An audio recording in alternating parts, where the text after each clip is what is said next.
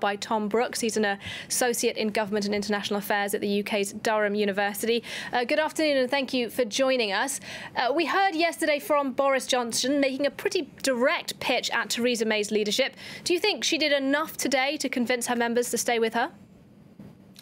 I don't. I think she gave a good speech today, in fact, a very good speech. She said a lot of the, in a sense, the right kinds of things to not just the conference hall, but to the British public watching. They need to come together, the need to, for unity, that you have a very divided public in a split vote on Brexit and on other matters, and the need for the country to pull together, especially in light of some type of possible no deal. So she said all the right things in a way, but Boris Johnson remains the one to watch. He really tapped into the mood of, I think, most of the Tory delegates at the conference and saying that Theresa May's earlier statements for a harder Brexit, or at least what Boris Johnson thought was a harder Brexit, was the right way forward, and that her current Chequers plan that she's currently pushing through is somehow a big departure from that, and even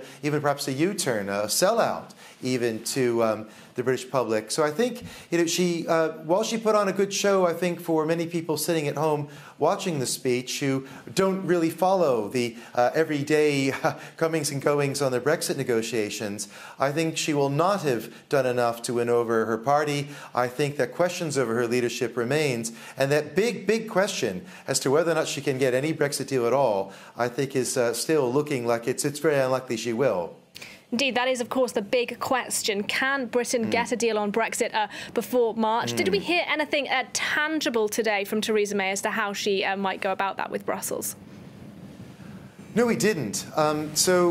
She seems to say, she was saying today to her party, look, don't go off and try to fight to the end for your own particular perfect version of Brexit. Rally behind mine. If you rally behind my plan, she said, that way we'll ensure that Brexit happens. And then later we can argue about what direction things take. But don't try to undermine us at this time.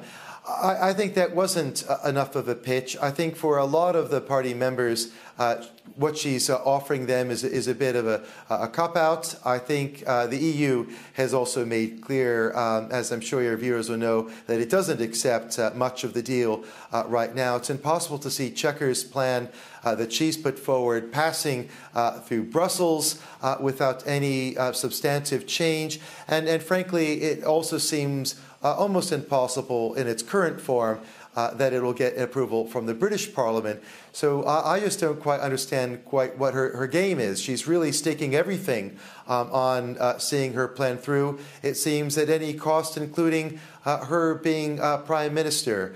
So a very high-stakes game is being played right now at Westminster, and I think it's one that it's difficult to see Theresa May coming out of this looking very good. We'll have to see how things look in 6 months' time. Thank you very much indeed for your time. Thom Brooks there from Durham University in the